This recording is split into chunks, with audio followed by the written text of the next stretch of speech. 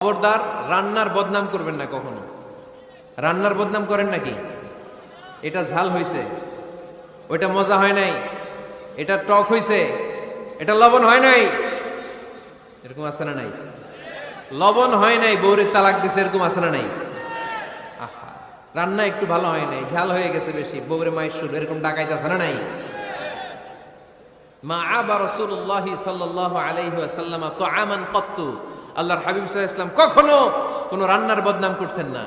ইনিশতাহাহু আকালাহু, বুখারীর বর্ণনা। ভাল লাগলে খেতেন, ভাল লাগতেছে আরো খেতেন, আরো খেতেন।